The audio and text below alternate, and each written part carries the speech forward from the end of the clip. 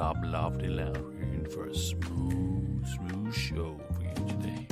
Oh yeah, baby. In 20, 19, 18, 17, 16, 15, baby. Yeah, here we go. In 11, 10, 9. Oh yeah, baby. Here we come. 5, 4, 3, 2, 1, and let's go. Hello, everyone. Welcome to the Toplofty Lounge, episode 43. Can't believe it, 43. Conversations for the Elevated and the home of the $1 million guarantee. Ask us about it. Welcome to all my fellow snobs. I see, who do I see in the chat? I see Weatherman is here. Dave, DP's here. That's all I see so far. And Cam, of course. That's right. We got our foundation, our diehards. That's right. That's all we need. And speaking of Cam, I spoke out of turn. He spoke out of turn. Well, actually, you know what? Let's go back here. This week we're talking about part 3. It's part 3 of our television, the top sci-fi television shows of all time. We're going to talk about 7 more. And we got a little bit of a special tool time thing from Cam. And speaking of Cam, our tool expert, let me introduce him. Cam. He's the man with the plan and the man with the tools. Welcome, Cam. Hi, everybody. That's it? Yeah, that's it. Just hi. All right. All right. Well, I've had a hectic week. Busy week. What happened this week? Oh, hold on. Before you do that, before you talk about your week, let's start the birds. We got a little bit of calming with the birds. Okay. Everyone will be relaxed. See the birds eating their live. Well, it's not live. It was recorded earlier. All right. I feel better already. Go ahead. Well, just kind of a hectic week with stuff going on around the homestead and work and typical stuff. Nothing crazy. No, so nothing. Yeah. Well, Weatherman says you're still recovering from the flu. Yeah, it says really been going around, man. Everybody I know has been sick, including myself, as we heard on the show the last couple of weeks. Oh, I had mine a month or 2 ago, so I'm good to go. Oh, look at this. That's the Blue Jay again. 2 of them. Oh, they are. Look at them. Staring right at the camera. They're just like, yeah, whatever. Can't do nothing to me. Well, I did have a brief encounter with nature this week. Really? In my backyard, a deer, which we sometimes see, just came up and usually. Hold on. You have a backyard? Cam has a backyard. Everybody, put this down. It's one little more piece of the puzzle. That's right. Mitzi has a backyard. All right, we got something. Hey, that's like we got more out of him than. Well, there's some land near where I am. Okay, if you want to, whatever. Anyway, too late.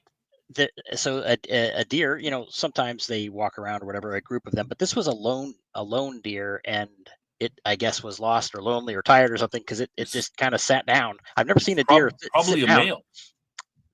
Well, did it have antlers? It didn't, but I understand that they shed their antlers at some point. I'm not sure what time of the year that is, but usually in the fall after they. No, the males have antlers all the time, don't they? I don't know that much about deer, to be honest with you. But we got them running around my place all the time, so yeah. Anyway, go ahead. Sorry to interrupt. So it just kind of sat down and chilled out for a while, which was strange. I've never seen one do that before, but. And then I also was looking out the window, and things are kind of dreary, not bloomed and anything yet. So, but there was like framed perfectly was a beautiful, colorful bird. So, yeah. Yeah.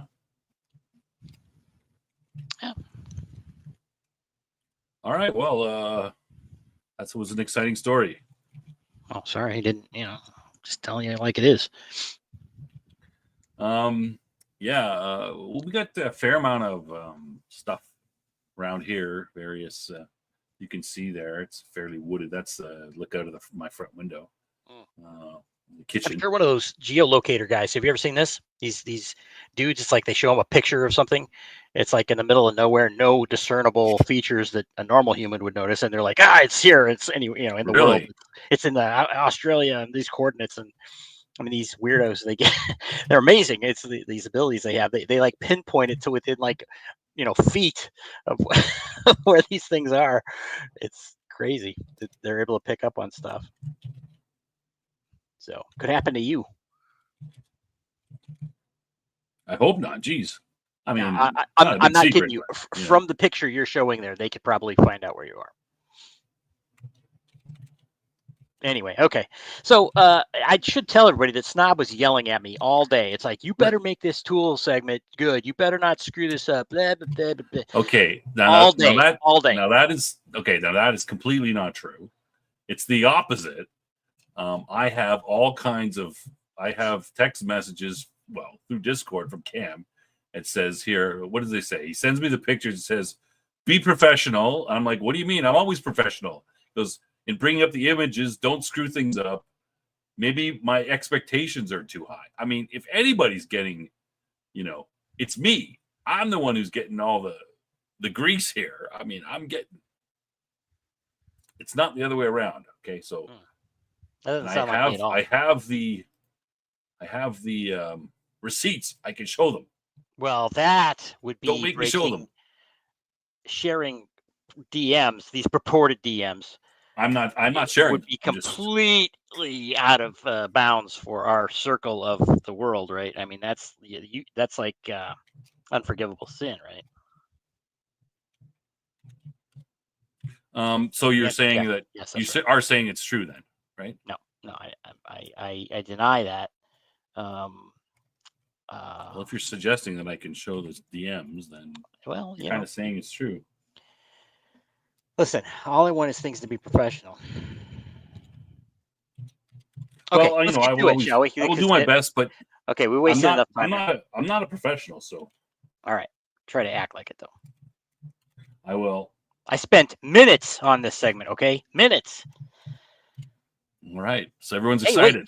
Speaking of professional, how's the sound level? Is it varying or is it was dipping a little bit, but yeah. All right, I'll try to yell more. Okay, I know the audience will appreciate that. Okay, well, hey, who wants to hear about tools? Okay, now you're going away again. You're kidding me. No, I'm not. Now you're back. I can do nothing about this.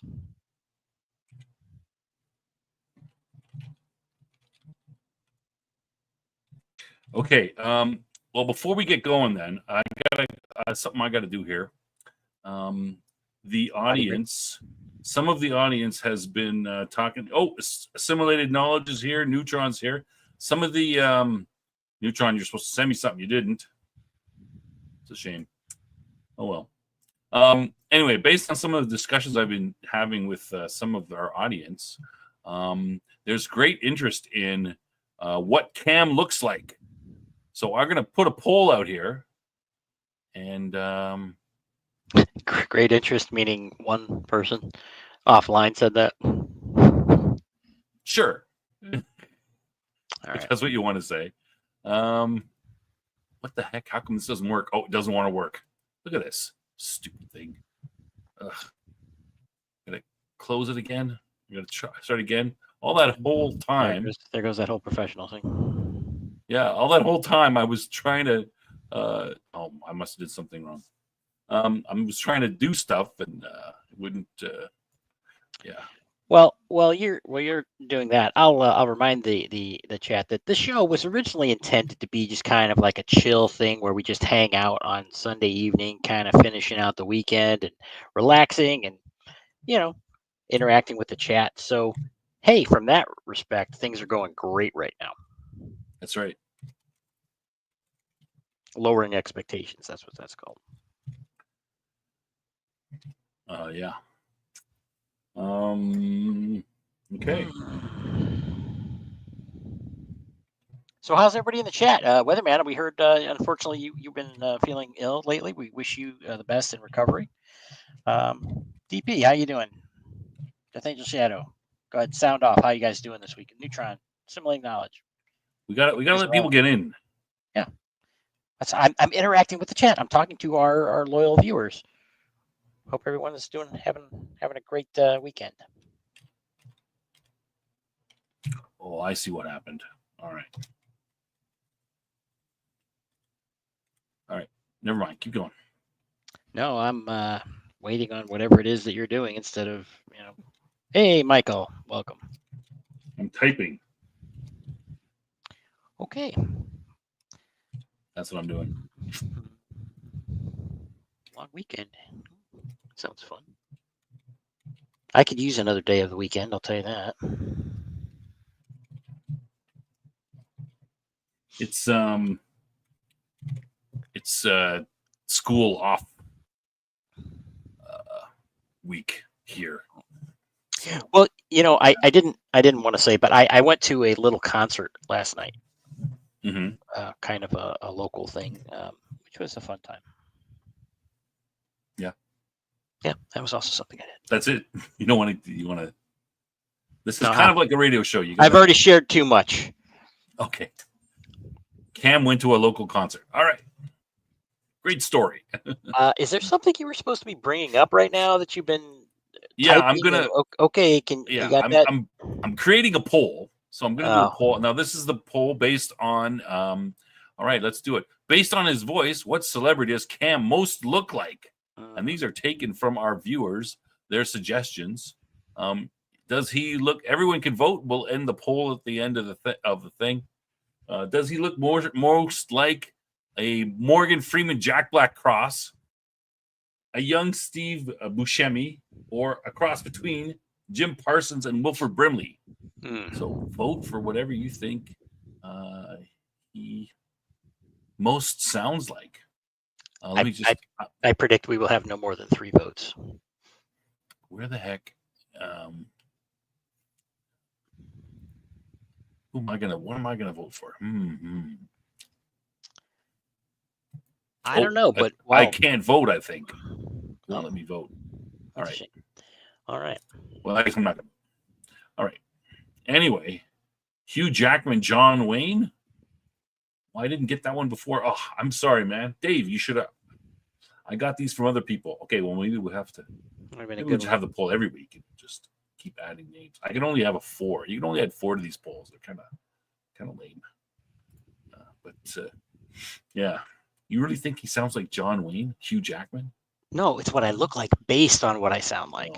Oh, I see. Yes, but you really think that's what? Based on that? Well, maybe. You should just. I could sing something from the Greatest Showman. Yeah, isn't Hugh Jackman a good singer? Yeah, he's a stage guy. Okay, so should we do this little tool segment here? We've go ahead. No. Based on the poll says looks like. Based on his voice, what celebrity does Cam most look like? So what do you think? What do you think? Can we just let that simmer for a while we move on? I think we got. Look, we're pretty much at our normal amount of viewers. I think we can get started on the main part of the show. So let's go to Cam's got a big tool segment this today. So shall we go and do? Let's start with the show. We'll do the tool segment, and then we'll go right on to the sci-fi TV shows. You ready for that, buddy? Yeah, great. Okay, well, let's do the intro, right? Just let me. I still haven't got the intro done. I'm trying to do some animated stuff. It's not, I'm not very good at that. So, anyway, we'll just do the intro. All right, ready? Yeah, very ready. Tool time! It's tool time! It's Cam's toolbox. Yeah. All right, go ahead. Okay. Well, if you'd be so kind as to bring up image number 1. I will. Oh, hold on a second here. And while you're doing that, image number 1. There we go. In some of our other shows, I'm trying to remember. Did we do this on the Dead from the Dugout, maybe, or was it only on Toplofty? In any case, probably we did it on the other one, but yeah. Anyway, I've been found out that I love gear and things like everyday carry items and things like that. So we've had a few discussions on that, and so we thought, because we were talking about various tools, recommendations and things, or things I bought recently, that we would go over what I carry on a daily basis. Now, this isn't everything I carry on a daily basis. These are items that I'm putting in the tool category. So there's a little bit of crossover, obviously, between these things. But what we're seeing here is the tools that I carry. Let's start on the bottom there. We have the Victorinox Ranger, which I just upgraded to the Ranger from the Mountaineer. Actually, we talked about that in recent shows. And the bulk of the tools are actually in there. And it's really hard to beat, a Swiss Army knife for tools in a compact package and high quality, extremely high quality and everything. But one thing that it lacks is a good plier or wrench function. Are those vertical pliers? So the second item from the left are Knipex, and it is pronounced Knipex, I'm told. Cobra XS pliers. They're 4-inch water pump pliers, and these things I can attest to. The performance of them is amazing for the size. I mean, they easily fit in the palm of your hand, and they are just absolutely great performance. They bite into a nut and they don't let loose. It's I did some testing at various torques far beyond what something like this should be able to take, and they don't slip. It's basically the limit of your hand strength to turn the thing. So they're very, as you could tell there just by the scale with the Swiss Army knife, very small and light, and compact, and they have a fairly fine tip too, so you can do some, it's like you could use it for pulling out some thorns or something if you got them stuck in your sliver, if you got it stuck in your hand, like a porcupine quills or something like that, even that certainly kind of stuff. Yes. Oh, and I guess we should note that Snob has put the main items from this list in the show notes, so you can, if we don't get any money for this, I don't get any money for anything, but there are links for either the websites where you can find these things, or Amazon, for the main pieces at least. And if you're watching the show and you work for any of those people and you want to give us money, I'd say okay, and you can just contact me and I'll take your money. I would. Don't tell Cam. I would lose body parts for a Victorinox sponsorship. That would be the greatest thing ever. Anyway, those pliers look cool. Yeah, they are, and there's actually they go up the same basic design. They go up to very other larger sizes. So there's a 5-inch version of this too, which is also excellent. And depending on what you want to carry, I guess I should preface this by saying that I had a list of criteria of things that I wanted into this particular pocket kit. And make no mistake, this is not substituting for an actual tool kit. This is a pocket kit that I literally carry with me everywhere I go every day, except for things like airplanes and stuff like that. Obviously, you can't carry knives. Well, yeah, they take them away from airplanes. Yeah. Right. So now you probably could build an airplane with this, though, right? Well, you could. That's the thing. There's a surprising amount of work you can do with relatively small amount of tools. And I've kind of refined this, and I do tweak it, here and there. Like, for example, the bit kit that's shown on the upper left. It's that's a Leatherman flat bit kit. And it basically, when I say flat, it means they're kind of two-dimensionalized. Usually, you have a 1/4-inch hex, and these fit in a 1/4-inch hex, but they're basically flattened to, maybe 1/8 of an inch thick. And they work okay in a pinch on a lot of things, and you're able to carry many different driver bits in a smaller package, less weight and everything. And now I do have the thing that you got here beside to the right of your Swiss Army knife. Is that what's used? Is that the bits fit in there and you use that to drive? Yes, exactly. That is now it comes under a few different names, and I wasn't actually able to find this one today when I was making up the list, but there's a company called Vim, and they're one of them. And it's one of these items that's made by some company and sold to a lot of different companies. But under different names, eh? Right. Excuse me. There's a number of different small ratchets, but this is the smallest, lightest one I could find. And I've had one like this for years, and I got originally in a bike repair kit. The exact same ratchet though. So is that a combination ratchet on the right hand side of it, the black circle area, and then of course you can use a screwdriver. You can put the bit in as a screwdriver on the other side of it. Yeah, exactly. It has a 1/4-inch hex bit. That so you can put any bit you want in there, and that's what there's a whole bunch of mini ratchets you can find, but I especially like this one because you have that linear socket at the end as well, so you could do it either way. And the flat bits do fit in this particular one. There are some that they don't work in. Leatherman has their own proprietary bit holder that's meant for the flat bits, and so it works in a lot of them, but not every single standard 1/4-inch hex. Well, and you've already talked about the ratchet there, and then the other thing I have there is a pair of mini EMT shears, which these things weigh less than an ounce. They're very tiny, but if anyone's ever used EMT shears, they really punch above their weight in terms of what they can cut. They used to demonstrate cutting a penny in half, a zinc penny, a zinc copper coated penny instead of a pure zinc or a pure copper penny. But the full size ones. Now this one's a little bit smaller. This is maybe 2/3 the size of a standard size. But the reason I carry these now, the Swiss Army knife has excellent scissors on it. The model I carry does, and that's what people really like about Swiss Army knives. I think more than anything is the scissors. They're really good at cutting a lot of things and fairly heavy duty things, but it can't cut wire. And one of the criteria I had was I wanted to be able to cut wire. And the EMT shears are not ideal for cutting wire. Obviously, wire cutters are, but it will cut significant size wire in a pinch. And part of the makeup of this kit was being able to fit in my pocket and everything, and I couldn't find wire cutters that really fit the bill, so that's why the EMT shears are in there specifically for that reason.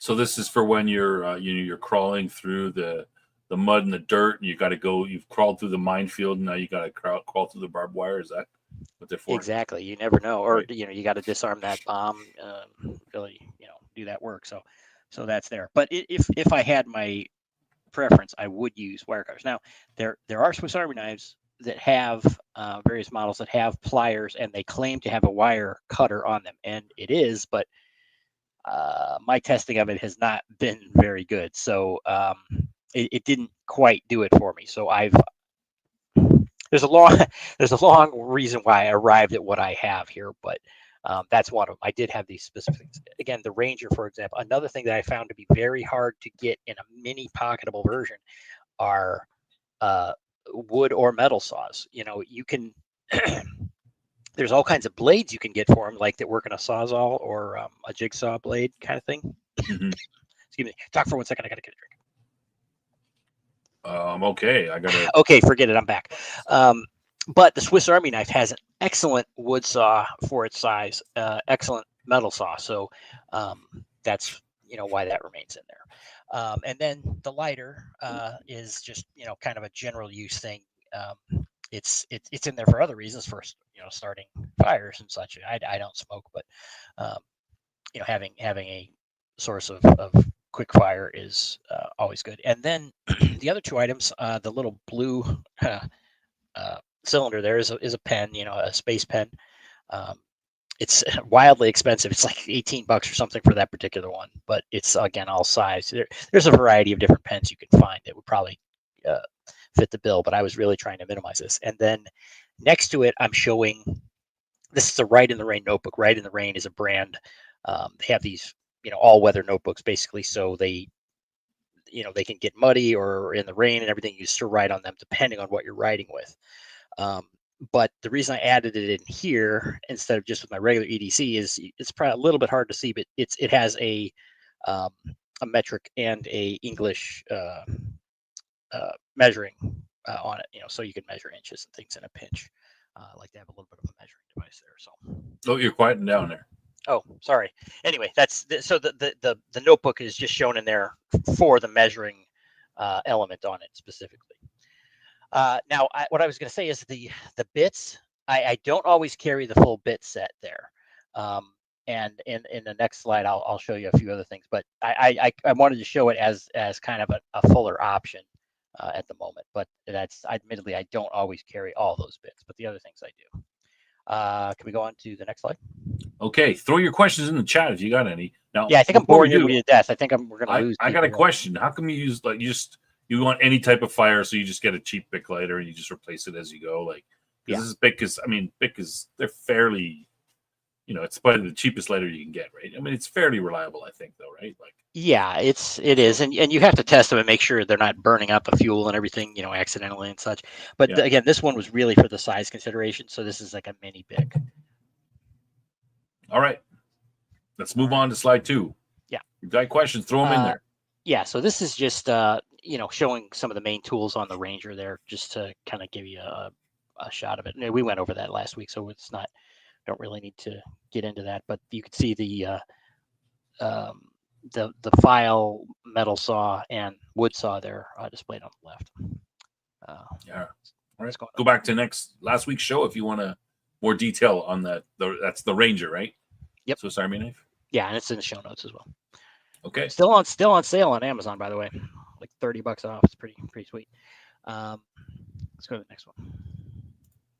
Next slide. Okay. Yeah, this is the Ratchet and a little bit closer. And the reason I took this photo is I wanted to show this other bit down here, and as an alternate to you know, carrying a bunch of bits, this is by a company called Vera, I guess it pronounces, a German company, WERA, and this is a double-ended but 4 different size bits. So this is a 3, 4, 5, and 6 millimeter bit, and basically the tips that you're showing at the end there, you know, the smaller size, those push in to allow you to, you know, use the larger size on either one. So again, if you're doing a lot of heavy work on things, you obviously would want dedicated bits, but this is one option where you can get basically 4 bits in one for a relatively small size. Hey, cool. Madween. And look, a little bit more information. Cam took these pictures, so somewhere where near he is, he's got a white flat surface. Yes. Write that down. Wherever you're trying to well, figure out that's where assuming Cam is. it is somewhere near me, but you know, not necessarily. Somewhere where near he is. White flat rented a studio just for that. All right, let's go to the next one. Okay, so this is just this. Is your carrying case? It's no, it is a carrying case I have. I'm not actually currently carrying this, but I just wanted to show, for example, the pieces being in here. Now the Swiss Army knife is not in there because that's usually I carry that in a pocket just by, you know, on its own. But I carry, this is a pouch by a company called Yellow Birch Outfitters, and this is a relatively small one. As you can see, it's about 4 inches high or wide in this picture. I carry a larger version of this where I carry most of the tools. So the one I carry is more like about 6 inches tall, I think. And I carry some other EDC items in there along with the tools. But again, I didn't want to get into all that. So this is just an example of one carry. Okay, let's go to the next. All right. Okay, so a lot of these items are kind of high cost.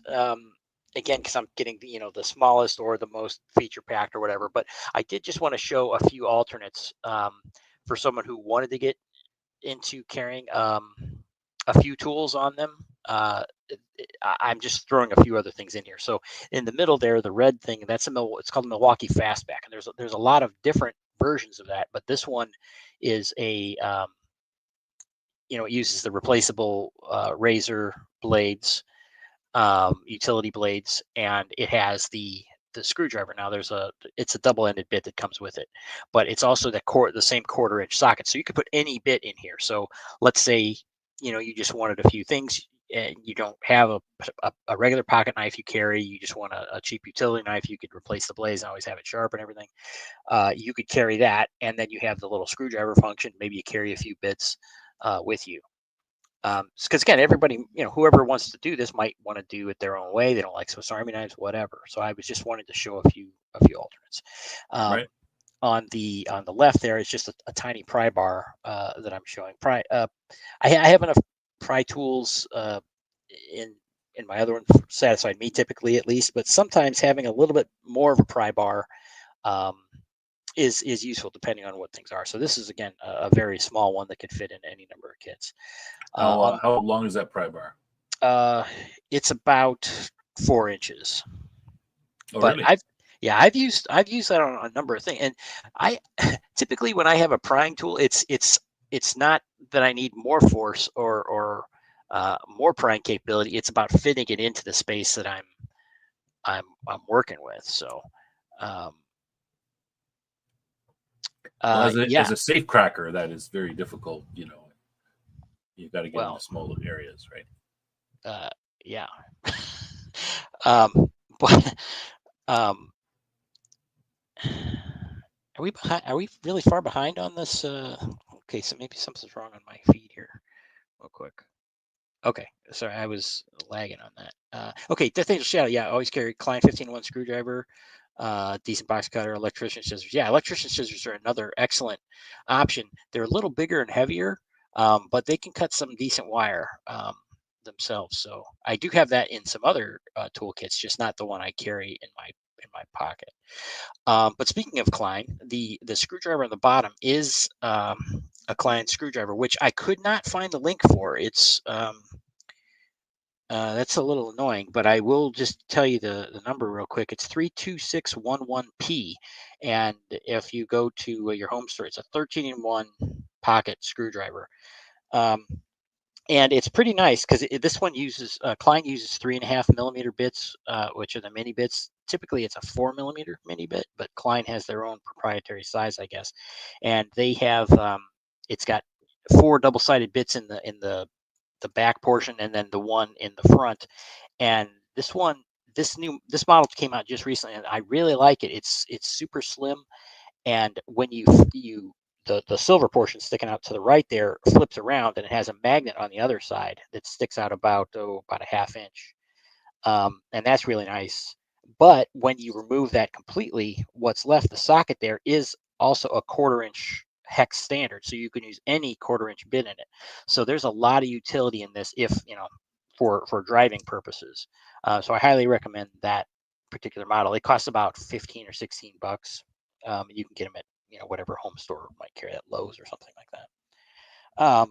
And then the other thing, the last thing on this is the socket on the right is a brand called Titan, and it's you can find it online, but they carry it at like auto parts stores, and I've really grown to love this one. It's again a 1/4 inch socket driver, but it's got a flex head, so it basically it can pivot to any angle you want. So you could be driving it linear axially, and then you know turn it 90 degrees to get a little more torque on it. And this is great for little household tasks like putting together like IKEA furniture and stuff like that, as opposed to using their garbage,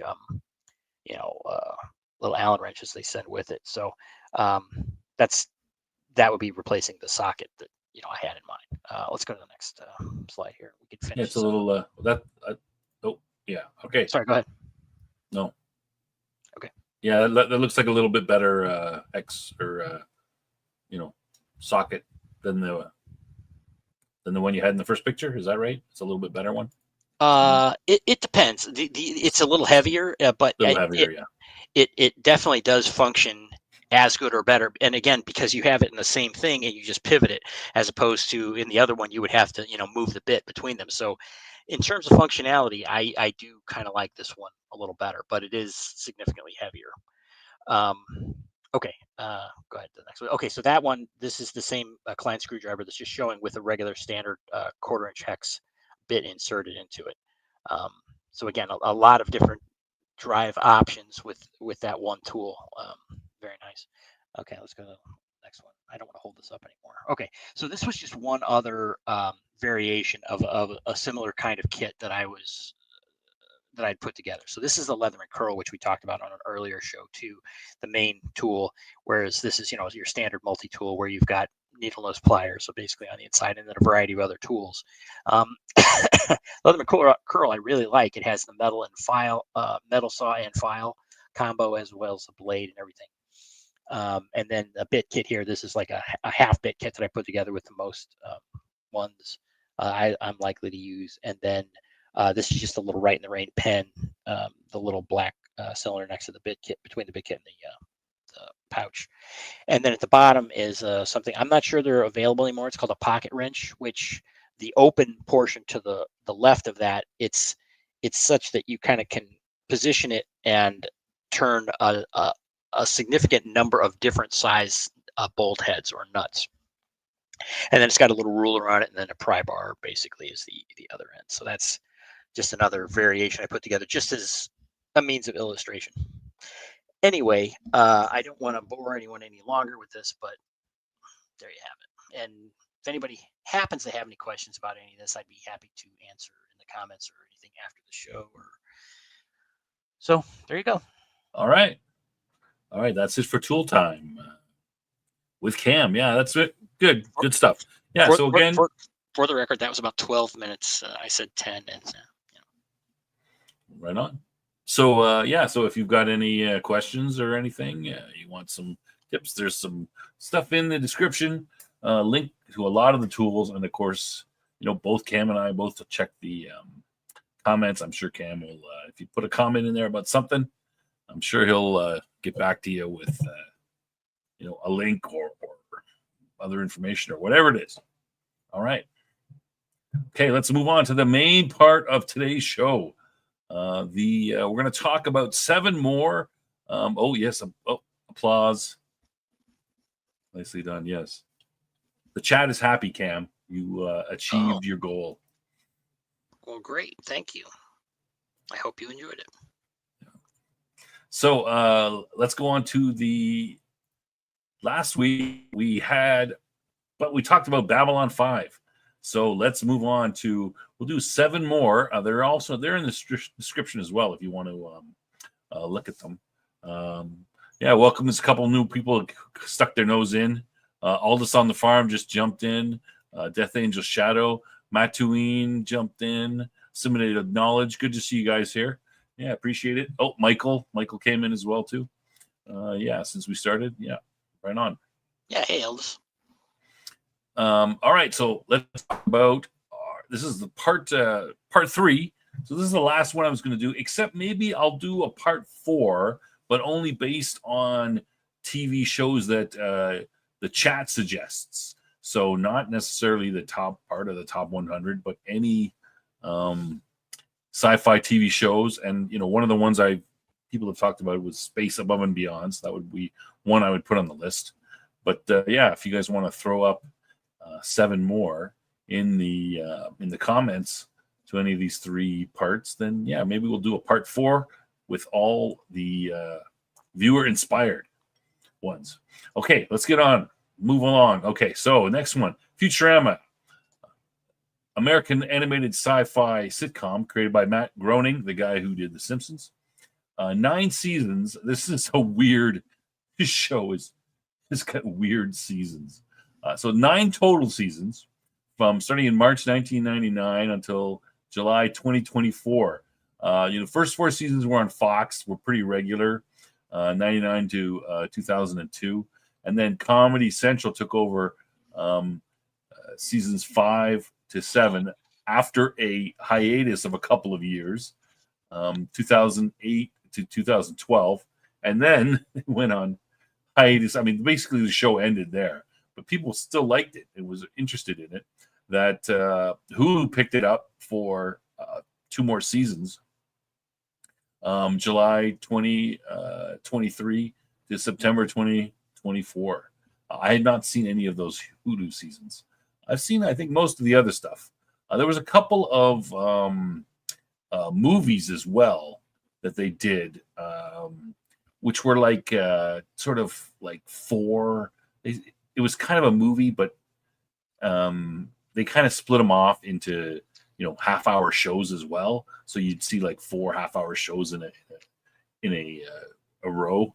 So I'm not quite sure how those fit in there, but I think they made those when the show was off, when it was no longer on on a regular television, and so they did this because there was interest, and that kind of showed interest, and people came back. It's a pretty good show. I think most people have seen it. Cam, have you seen Futurama? Yes, I Are you a fan? I am a huge fan. That said, I'm not that big a fan because I didn't see the later stuff. I watched the original run on Fox and absolutely loved it. It basically was part of the reason I lost interest in The Simpsons. It was just like it seemed like all of the talent went to Futurama, and The Simpsons just kind of got stale. But and I think I watched maybe it was the movies. I want to say those came out before the Comedy Central run, maybe. You're quieting it down a little bit. Okay, The movies. Yeah, I'm trying to remember because I did see something else after the Fox run, but I don't remember exactly what it was. And there were I heard some things. It was like, this is getting kind of, an area that I don't appreciate in comedy. But I haven't seen it myself, so I can't really judge. What I have seen, the original, loved it. It far exceeded The Simpsons in every way. I know I really probably shouldn't compare it to Simpsons, even though they're the same production, and all that. But they're very different kinds of shows. But all of the the robot humor and everything, and just the whole setup of Fry, being in the future. I mean, it's one of the funniest shows I've ever seen. I absolutely loved it. Cam likes something. Wow. So Futurama follows Philip J. Fry, who's cryogenically preserved for 1,000 years and revived on December 31st, 2099. Finds work at an interplanetary delivery company, Planet Express, working alongside one-eyed mutant Leela, who he's got a bit of a crush on, and the robot Bender, who is probably the funniest guy there. Yeah. Okay, Weatherman says a 10th and 11th is planned by Hulu. I did not know that. Bender and the Claw Guy. Yeah, there's some good characters on there. I think my favorite character is Zap Brannigan. Yes, my God.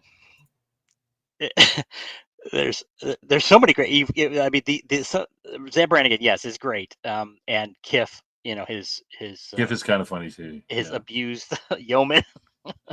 But it's like every Star Trek Shatner kind of meme you could put together in one character.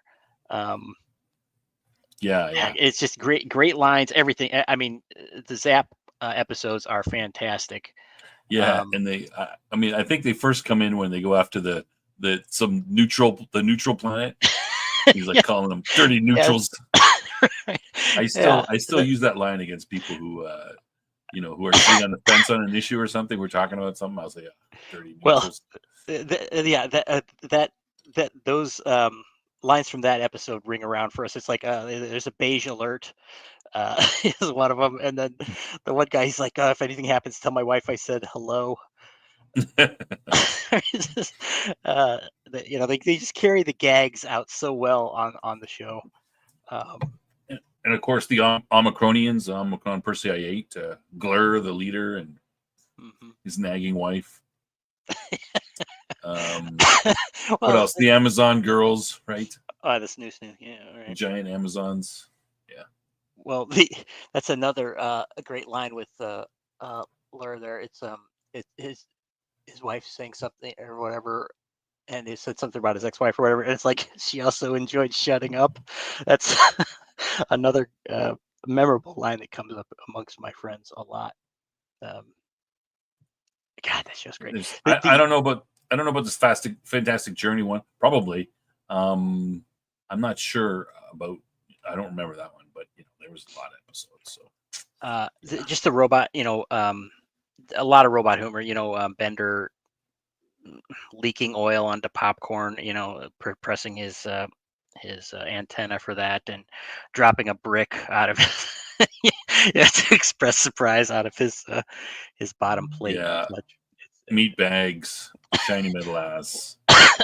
Well, then Roberto, the murder robot or whatever, who's he gets in jail or something with Fry, and he's like, I'm practicing my stabbing. And yeah, all these just absolutely ludicrous things. Hedonism Bot is another great one. Yeah, bringing in all characters from our time by saying that their heads are preserved. Right. Which, yeah, all right. You get Leonard Nimoy's on there. Gary Gygax. Gary Gygax was in Simpsons too, I think. Or maybe I'm mixing those up. Well, anyway, yeah, right. They got all these. Again, they're able to have these historical figures as recurring characters and such. Just, I don't know. All of it just amused me to no end. All right. So yeah, There you go. Futurama. See, I mean, yeah, aren't it's a I good. boring when I like things? It's an animated sci-fi sitcom, so yeah, it's pretty funny. There's a recurring, romance thing between Fry and Leela, and Zap and Leela. and well, that's kind of a. Well, it also has the aesthetic that I love. This kind of 50s sci-fi look. The retro. Yeah, I really like that a lot. And the show was originally done in like a new style. Like The Simpsons is 2D animation. This is like a 3D animation. You can really tell in the opening sequence when they're moving around the ship, when the ship's flying around, the camera's kind of following it. Mm-hmm. So you really get that 3D feel. So it was kind of, when it first came out, it was a little bit, advanced for that. I think it was the first to use that kind of 3D animation, I believe. Yeah. Yeah. I mean, the show is 25 years old at this point. Oh. Yeah. Okay. So I think, Spender's Big Score. I think that's is that one of those movies that I was talking about? There's a couple, like 4 or so movies. I couldn't find information about them, but I thought one was called something like Bender's Big Score. But there was a couple of them. There's one where Fry gets possessed by some sort of being, and they're all being possessed by this being. It's like some sort of mind, it's controlling everyone's mind, and he's the guy in charge of it or something like that. So it's a movie, but yeah, they also had the things with the iPhone, where they shove the phone in their eyeball, and they're all like social media immersed and all that, which was, I don't remember that one, but yeah, that was early. That was like, no, that was relatively early. Yeah, it was before modern day social media. I mean, this one was probably that was in the original run, so this had to be by 2005 or something. Before smartphones. Yes. So it was, yeah. So no, I think it really literally was called the iPhone. Like because they stuck it in their eye. But that would have been before. Isn't that before the iPhone came out? Well, I mean, smartphones weren't in about 2008 is when smartphones were in North America. I mean, maybe a year or two earlier in Asia, but basically 2008 is the North American. I'm pretty sure that was the original run of that, where they had all the, again, nonstop social media gags going on. So before its time. All right. Good news, everyone. We're going to go on to the next slide. That's another one you got to use all the time. Yes. Or no, he's news, everyone. Good news, everyone. When it's ever bad. Oh, yeah. News. Oh, you got to say good news when it's bad news. All right. Next, Black Mirror. Now, I haven't seen too many of these myself. So this is a British anthology series exploring various genres, most set in the near future, and they're usually with a dystopian, with a in a sci-fi technology bent. Created by Charlie Brooker. There's 27 episodes in total, set over 6 series, because this is like a British, show primarily. So season 1 and 2 are 6 episodes. That's like 3 per season. I mean, they call it a series. I should say series, not season. And then season 3 to 6 is 3 is 6 episodes. Then 4 is 6. 5 is 3, and series 6 is only 3 episodes, and these are on Netflix. I believe they're all on Netflix now, but it started out with Channel 4. So I'm not as a big fan of shows like Black Mirror, because I'm not a big fan of. I read some science fiction anthologies or short stories, but I generally like longer novels and longer stories. So Black Mirror is just a little bit of this and that. Each show is a separate show. They don't really, it's like reading a bunch of short stories. And I don't mind that, but generally I prefer a longer novel. Cam, have you seen Black Mirror? No, I've never seen an episode. I've heard a lot about it, various ones and things, and my perception is they couldn't keep up with the idiocy of the real world fast enough. It was whatever outrageous thing they could come up with to present on the show was being beaten by the real idiocy of the real world. Yeah, well, I mean, they did pretty good. So most of the shows are a dystopian near future, and they'll exaggerate one contemporary cultural trait. One episode I remember seeing was these people were they're locked in this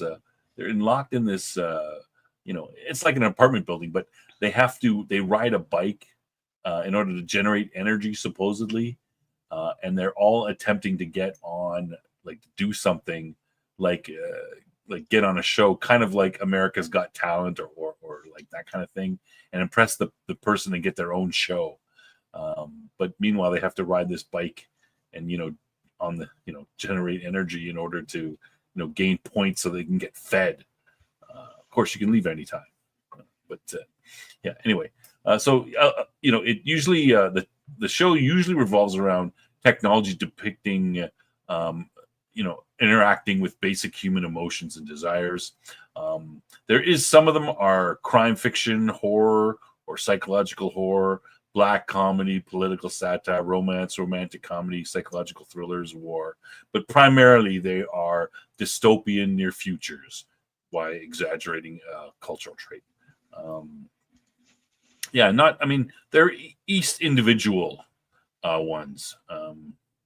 You can watch anyone at any time.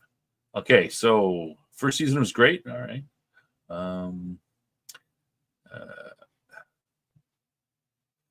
Most of them end badly.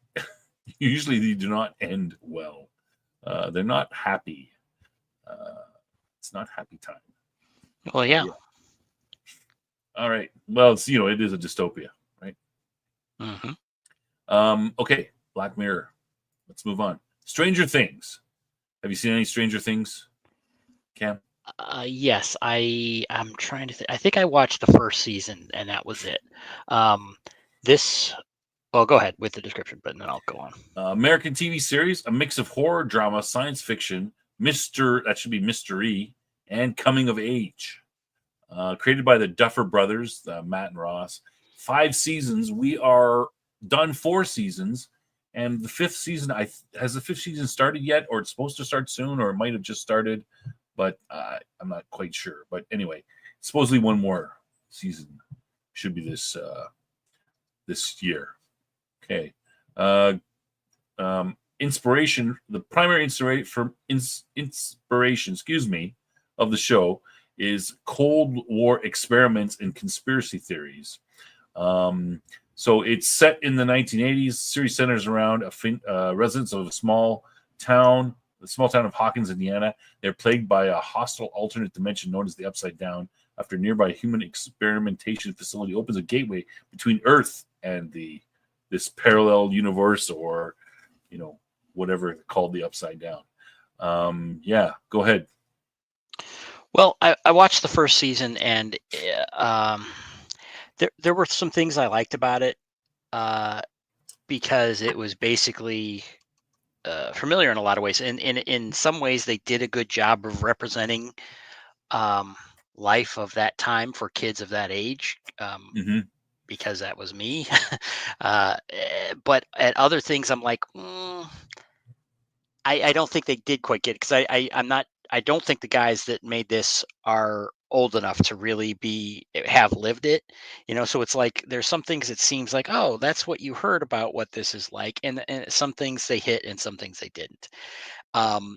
And people in my circles at the time when it came out, they were just falling all over themselves about this show, and it's like a little bit like Firefly with some people, where it's like, oh, this is the greatest thing since sliced bread, and it's perfect, and it's like, and I admittedly I'm a bit of a contrarian when I hear that kind of thing, so it certainly didn't fall that way for me.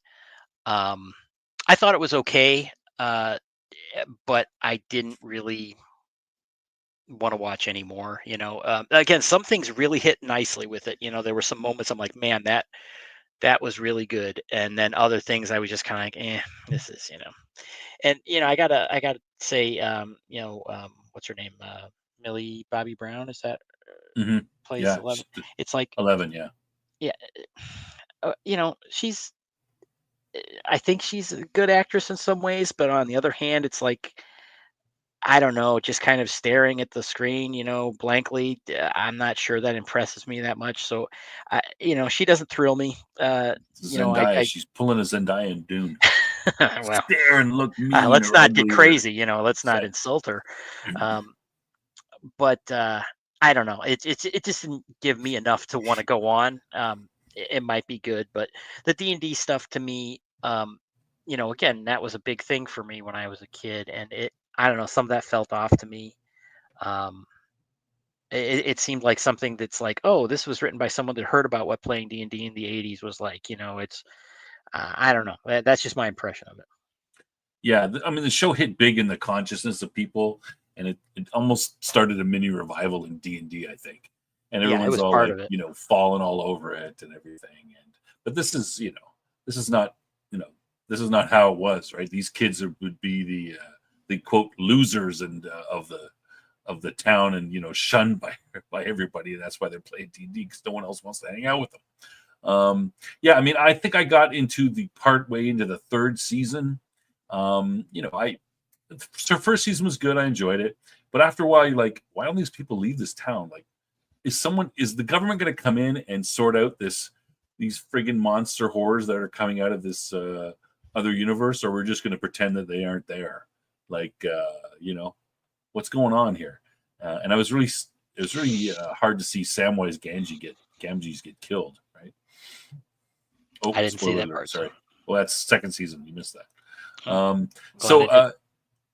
you can, when you watch the series, you really can tell, like, there's a lot of, like it says, I put in here that there's a lot of inspiration from Spielberg, Carpenter, Lynch, King, Wes Craven, Lovecraft.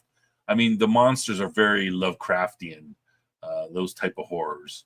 The Spielberg with the whole, it's got a big ET feel, right? At the beginning with the kids. Yeah. Would you agree with that? Some of the horror with Stephen King. You can tell these guys have all these, all these influences. Yeah, and see, I don't want to crap on. I don't want to say this show's bad. Again, I didn't see how it went later, but because some of the ideas were really kind of good, I think, and they really did capture the thing about, like, when they talked to the sheriff was talking about how it's like he was talking about the kids and their bikes, and it's like how attached to them they were, Yeah. and it's like, yeah, that just, I mean, that just, That was us. yeah, it was, and it just rang so true, and well, presented very briefly, but it's like, then other things didn't. So it's kind of hit or miss. I think on paper it's like, yeah, it's a pretty cool idea. Yeah. And maybe I don't know, maybe I just wasn't the right audience for. Well, I don't know. I guess I am the right audience because it was my, my setting, as it were. I don't know. It's just, I have mixed feelings about the whole thing. Yeah, it's too bad Winona Ryder's crazy. Yeah, she's still a hottie, but it's too bad she's crazy. Okay, there's lots of stuff in the chat here. I'm gonna. Looks interesting here. PBR. I think we're gonna have to. I don't know anything about that. I'm gonna have to. We'll have to maybe talk about it at the end or look into it. The Ed or Not. Yeah. Is that like a maybe a play on astronaut? Kathy Ireland is hot still. She was hot. Is she still hot? I think maybe she is. They tried to pick every bit of nostalgia from my childhood. Yeah, it seems like they're throwing a lot of nostalgia out there. I'm not sure that it, Yeah, sticks and all the time. that can really be a mixed bag too, because it's sometimes like the member berries thing. It's like, oh, hey, did you see this nostalgic thing? Hey, what about that nostalgic thing? It's like, Where's you the can overdo story? it. Yeah, yeah, it was you overdone. can overdo it for sure. Yeah. All right. Still good, and I think still worth watching. Like I said, I enjoyed the first season. It made me I may hate go people watch say again, but it made I me kind of just hate petered people off. that say it's amazing. Oh, it's amazing. It's amazing. Nah, okay. It's it's good, but yeah, it's not. Yeah. All right. Okay, Colony. Now here's one that I like, but recognize that. I mean, this I actually when I was going through my lists and I saw this in the top, the top 40 of the best 100. I was surprised because I don't think this show is really that good. Well, I like it. Anyway, we'll talk about it and I'll expand a little more. So, Colony, an American sci-fi drama set in a dystopian near future, L.A., which is where it starts from. Created by Carlton Cuse and Ryan J. Condal. And I was interested enough in this story that I'm keep meaning to look up, see what else these guys have done or what else they're going to do, and check it out because I think it's the show is a pretty good premise. 3 seasons. Each season is about 10 episodes. January 2016 to July 2018. Residents live under a regime of military occupation by an organization known as the Transitional Authority. The authority serves as an extraterrestrial group referenced to as the hosts. The authority enforces host policy via militarized police called Homeland Security and nicknamed the Red Hats from the red helmet cover of their otherwise black tactical attire. Have you seen Colony, Cam? No, I haven't seen any of it. Not at all. So, like I said, the show isn't, Josh Holloway is the main, the guy from Lost. He does a great job. Sarah Wayne Callies is his wife, and she's the next main, most known from, being the wife on The Walking Dead. My wife hates her. She thinks that she can't act. She's just like a wooden. Oh, yeah, I know who you're talking about. She's right. A little. Your wife is right. Yeah, she's not. I don't think she does too bad in here, but I kind of agree. She's a little bit wooden. It'd be nice if she could show an emotion on her face. Yeah. That's kind of my thinking about it too. The good thing about this show, like I said, it's not very popular, not well liked, and it just sort of gets to season 3 and it just ends. But because they get canceled, but it's actually a great premise, and that's why I liked the writers. So the show starts out, and a year before, what has happened is all of a sudden these giant walls have come down. They're at least 50 to 100 feet high, and they're maybe 30 feet thick. They come down in sections, like falling like from the sky, and they surround Los Angeles. And people are like, what the F is going on? And I mean, you don't really know what's going on, but you later find out that there's some sort of aliens. I mean, it's obvious they're aliens because this technology is way out of our league. Some sort of aliens have come to Earth, and they spent some amount of time before this prepping the Earth, for their invasion. And this is the invasion day where they've come and put these walls around. And people are stuck in there like, what's going on? And all of a sudden it's martial law, and these people that they've never heard of, other humans they've never heard of, come out and are like, I am now the mayor of Los Angeles, and nobody can do this or that or whatever. And people go, all right, well, whatever, I'm going to do what I want. Well, and then these things called raps, they call them raps, they're raptors. There's they're sort of floating, fast moving drones, but not any kind of drone we see, come over and they'll just blast you. You'll cease to exist, shoot you, blow up into little pieces. So it falls out very, very slowly, and there's a lot of aspects of the main storyline in the first season starts out with Josh Holloway he's a former Ranger, and he's also like a FBI detective, and he starts working for these Homeland Security guys, trying to find various people that they want, who are quote terrorists but are really freedom fighters. So he's working trying to find solve these various crimes, and and his wife is working with the resistance underneath, but they have no idea what's going on outside of LA. Like they no contact with anybody else. As far as they know, the rest of the world could have been destroyed. So there's a lot of cell work and resistance type behind enemy lines kind of thing. And even Josh Holloway is not. He's not a big supporter of this. He's like, what's going on? But he's got to work. Plus, they kind of force you to. They're like, they seem to know everything about everybody. And they can say, hey, you were a former Army Ranger. You work for the FBI. We want you to work for us. You can't, it's kind of hard to say no because they'll, then they just arrest you or whatever. So, there's a lot going on. It's pretty well done the way it's set up. It slowly builds. You don't find out what's going on. It slowly builds out. And there is another main character. I forget I gotta look him up. He's my favorite character in the series. Where is he? Let me just. Peter Jacobson is good as Alan Snyder. He's like the Weasley governor of Los Angeles. Tony Kittles is Eric Broussard, a former Marine Corps Force Recon and CIA paramilitary operator. So he joins the police, but yet he's trying to overthrow and go from behind, get information so that he can put a stop to this. He's really good in the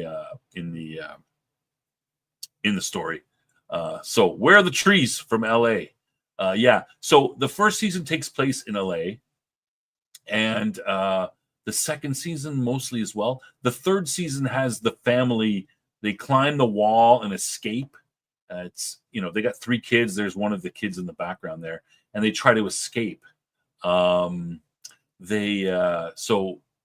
moving outside of LA, and there's some really interesting scenes. There's one scene, and I think it's the third season. They're walking, and they're walking in a forested area, and they look up, and a giant, obvious battleship, obviously spaceship, falls, comes screaming down from the sky, and smashes into a mountain like a couple miles away from where they are, and they're you're just like, holy shit, what happened? Like that there's other things going on. They talk about hey, smarten up or we'll send you to the factory, and then. You get scenes of the factory. The factory is actually on the moon, and everyone, there's humans on the moon, and they're digging something up, and they're all coughing and stuff. And you're obviously like, they go to the factory. They're obviously pulling something out of the ground that's either radioactive or harms them sometime, and they all die. So they got to keep getting replaced.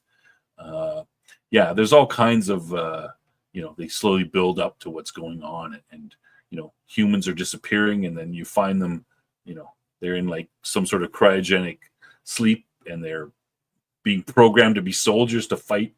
I'll give you a little bit about it. The basis of it is an alien, a robotic alien race has come down, and they're going to use humans to fight. They're losing a war, I think, somewhere else in the galaxy, and they're going to use humans to help fight whatever it is that is they're losing to. So we're kind of caught in the middle, and who do you side on? They're telling us that these aliens are really bad. Maybe they're good. We don't know. Maybe these guys are bad. That kind of stuff going on. I found the little aspects of it quite interesting. Cam, you want to say something? No, I was just listening to the whole thing there, and it does sound interesting. It's funny, before you just kind of gave that spoiler, I was like, oh, I wonder if it's one of these things where, the aliens that everything's filtered through them is not true, or there's a much bigger picture and you're only seeing part of it, and just not knowing. I mean, it's, and I'm starting to think about regular history too. It's like, imagine being a native somewhere, and these competing superpowers of their day appear, and they start just saying, hey, this is we're doing this and whatever, and they really don't We need care you what. to help, right? Yeah, right. And it's just like you're just like caught up in this now, I mean, and that did happen, of course. There were various native tribes that sided with the French or the English or whatever. Yeah. So I mean, all these things are slowly revealed. So there's one episode, I think it's in the first season, where there's some, they capture some sort of an alien. These like aliens apparently, come down, you know, very seldom, and they capture this alien, and it looks humanoid, but it looks like it's in a metal suit of some type, like a thing of armor. And we actually find out that Thanks, they Josh.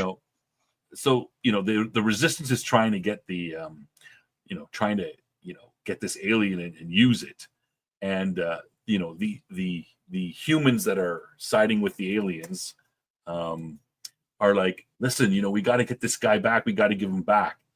And they're like, whatever, screw you. And he's like, listen, these guys will nuke all of LA rather than let this guy fall in your hands. We got to give him back. And we kind of find out like the guy's hurt, the alien is hurt, but they take out this ball out of its face. They take out this sphere, this ball about the size of, a little smaller than a bowling ball. And it's like, okay, so the aliens that they're talking are actually are some sort of robotic alien. We think there's only like 200 or 300 of them total in their entire, civilization.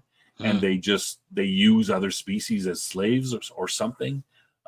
So, there's a lot of strange stuff going on. There's some flashbacks. They go back to the night when we start out with just the walls are everywhere, right? But they go back to the night when the walls are fall down, when they first come down, and there's kind of right before there's kind of rumors that stuff's going on, and all these guys, gather together. All these former special forces guys have been, hey, something's happening. They gather all together. We're gonna go and do something about it. And then the main character here, the Eric Boussard, he's like, something about this doesn't. They're like, come on, man, you should be coming here with us. Something doesn't smell right. These guys are all in this safe house, and they're all loading their weapons and getting their kit on. He's like, something doesn't smell right, and he leaves. And then the house gets bombed, blown up. And so these guys have set it up beforehand, and they've collected all the people who are potentially, could do something about and make problems for them, and kill them before they even start. This reminds me of Red Dawn, where they invade and they go and they get everybody who's a gun owner, Yeah, and then they round except them all up. they would have done it before they actually invaded. Yeah, there's a whole bunch of in the third season. It's very interesting. There's these guys. He's like a tech genius, kind of an Elon Musk type guy, and he's developed this system to find out, you ask a ton of questions to people, and you can find out their personality, and you can pick the people who will be the best leaders for your company, or your best people suitable for positions of leadership, right? And so they get a hold of this, and then they're using it, and he's seeing these people, like he's interviewing all these people, and going through them. And the one of the guys he interviews is Peter Jacobson, the actor who's playing Alan Schneider, who's this sniveling little guy, right, who eventually becomes the governor of the Los Angeles block, it's called. And he sees, like, he interviews, he's part of the interviewing process, and goes, yeah, that guy's no good. No, he'll just do whatever he'll just do anything you say. He'll backstab you. He's got no principles, etc. Right? Perfect. And then he sees all these people are being put into positions of authority, right? Alan Snyder, prior to being the governor of LA, was like the provo for a small, university in California or something, right? Like he was a nobody. So they're getting all these. They're purposely finding all the people who are the weaseliest and will do what they're told and stuff like that. So you really don't see much of the aliens. They're very much a mystery. It's the collaborators that you're mainly seeing throughout the thing. But Anyway, like I said, it's not known to be a great TV show, but I enjoyed it. Yeah, that's kind of V. It's kind of that sort of feeling, but it's much more it's much more secretive. We don't know what's going on. The aliens are not around. We, as well as the characters, are trying to figure out, where do these drones come from? What the heck is going on? This is not tech that we have, that kind of stuff. So, yeah. And it's a shame. I would have liked to have seen an ending to the story, but it ends abruptly because, yeah, okay, through season 3, no more.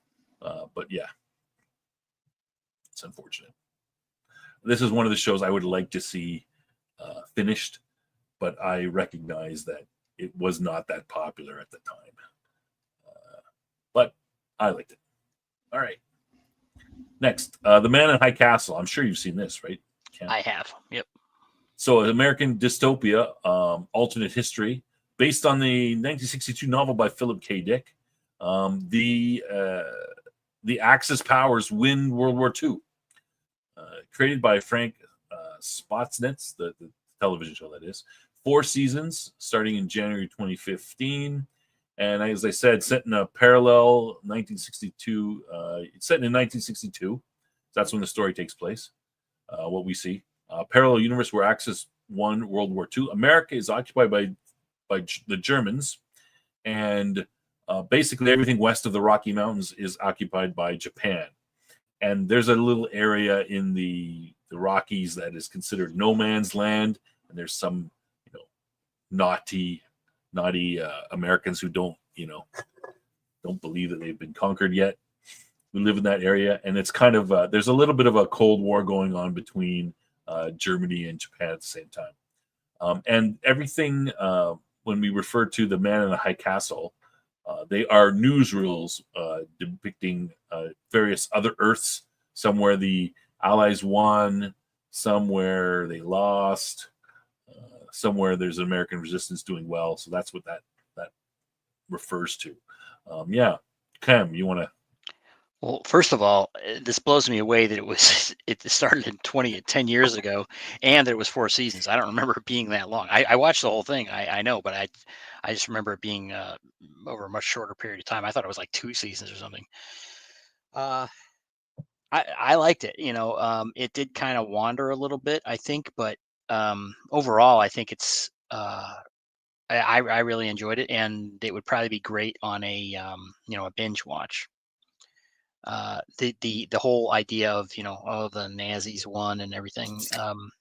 It's one of those kind of classic. Well, maybe Philip K. Dick made it a classic. Alternate history kinds of things.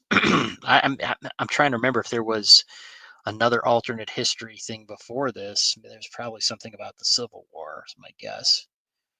But so the reason it probably felt long to you is because it's kind of a modern TV show in that it's got a cast of characters in different locations that are doing stuff, right? Yeah, You've got the family that are in America, and they're like Nazi. They're turncoats. Yeah, the father is a high up in the Nazi regime, and in the American Nazi regime, and then you go over to you've got the characters on San Francisco on the West Coast, so that's why it kind of feels like it's a little bit, it's not just focused on one group of people. Yeah, but they combined fairly well too, though. The storylines did cross over between all the different groups. And it's still a good story. I'm not trying to say that it's not a good story because of that. Yeah, they go back to Germany too, right? Like some of the one of the characters comes over and comes back. You follow him there and stuff. So right now, and this goes it goes far beyond the novel. It's well, I don't know, not that far. I haven't read the novel, so I can't. Okay, I think it was a little tighter. Well, it was a lot tighter, but so I think they added stuff. I guess the beginning to end was pretty cool, but the whole thing I think it was near the end of the first season when you really started to open up about the where the films were coming from and everything. Because at the beginning, you just I forget the character's name, the lady in San Francisco. I think it's her sister is a resistance fighter or something, and she gets one of the films, and so that's kind of how she kicks off. And then the main character from the East is like a regular guy, we think, but it turns out he's like Lebensborn or something, and kind of tight with the Nazis.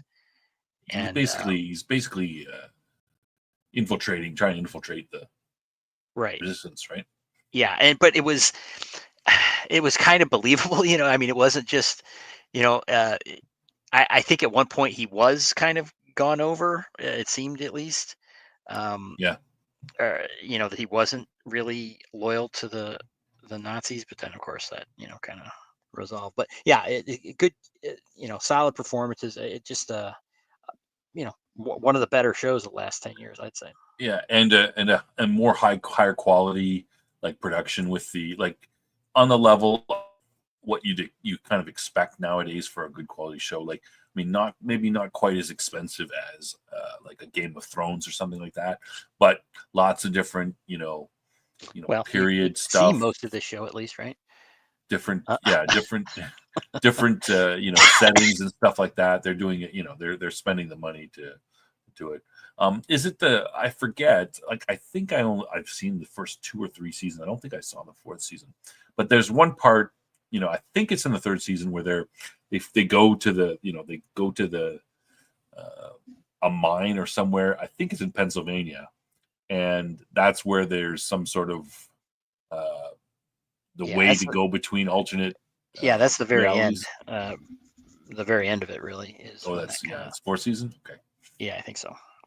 And the ending is really strange too, because it's involving that where I think Mengele is like running this whole thing or something, and so it's basically this bridge between well, spoilers I guess, but it ends very strangely.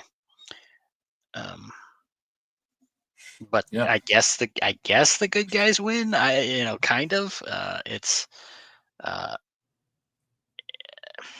I don't know. There's good character, because again, a lot of the characters are the bad guys. You've got like you said, the American Nazi, the Gruppen Führer or whatever, Oppen group, some kind of Führer. Basically I guess he's like the military governor of the U.S. or something. But then you've got like some of the Japanese characters are really good. Even the bad guy, like the trade minister is like a main character from San Francisco, and he's experienced like this shifting between worlds, kind of thing. Yeah. And so he's kind of a good guy, and there again, there's these machinations going on within Japan, and then like you said, between Japan and Germany, and then you've got the other character who was really good was the inspector or whatever, the cop. Yeah. Or, the Japanese cop, who's a very bad guy, like a really horrifically bad character, but even he had depth. It was he wasn't clownish in any way. It was like he was very believable in my ways. Yeah. And you got good background on some of them and how they ended up. It's it was really a very good show. Yeah, I'm just looking them up here while you're talking. So yeah, Joel De La Fuente was Takahashi Kido, the chief inspector, ruthless head, right? Yeah, of the Kempati stationed in San Francisco, and Kerry Hiroku Tagawa as Nobusuke Tagomi, and he's the trade minister of the Pacific State of America. His true loyalties are ambiguous throughout the first season. Yeah, John Smith was the guy's name. Rufus Sewell played him. SS Oppengruppe Führer. Yeah. I knew it was something like that. And later promoted to Reich Marshal of the colony of North America. So basically the head of the American Nazi. Yeah, and again, when you don't really know these things at the beginning, but you saw his background and everything, and it's basically he was like a U.S. military guy. Yeah. And they, well, I guess we're spoiling all this. the Americans lose due to nuking. Well, the Nazis get the bomb. Yeah, the Nazis instead of nuke the U.S. Washington, Yeah, which and no one cries about, of course. But yeah, well, and he just, he just turncoats. It's just like, okay, I guess I'm going with them now. And becomes, this high-ranking Nazi.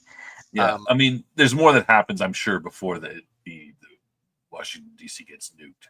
But, Yeah, because that's in like 1945 where that happens. I And think then, it's 46. It says it. Is it 46? Okay. Yeah, so it's actually the war actually goes a little bit longer. There's anyway. But The details are not important. there's some other stuff that are real gut punches. In this show, it's like early on, like when you've got Joe. Joe is the Lebensborn, right? The spy. Joe Blake. Yeah, he's He's supposed a to be new recruit tracking down. the American Resistance, who's actually an agent working for the SS. Right. Working Yeah, for he's John supposed to be Smith. right tracking down these films, that are showing this other world, Yeah. our world essentially, or one like ours. I think there's more than one. Well, he doesn't know, like, they're aware. The thing Shad is asking, are they aware of the alternate timelines? Like, I don't think he's aware of it. I mean, they're just like, he's just, go get these propaganda films, right? Like, there's a resistance cell. They're putting out these propaganda films. We need to put a stop to it. Go get them. Well, but I guess we're getting deep into it's like Hitler's still alive in this, right? And he's like seen these films, it's like, and he knows something about this, that's like, this is not just propaganda, there's a reality to it, that they're aware of. But it's digging into that idea that Hitler was obsessed with the occult and all these weird stuff, right? Yeah, well, another aspect of that. Yeah, that's a whole. Well, I don't.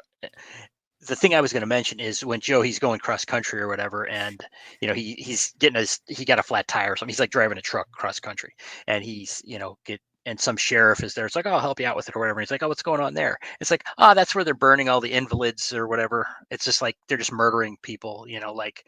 And this is a guy, it's American, right? This sheriff or whatever. And it's just like, oh yeah, they've just all adopted like this Nazi mindset where it's like, yeah, they're just sent, murdering all of the people that have a handicap or something, and it's and the way they played it was it was just like, oh yeah, that's just that thing that's going on there.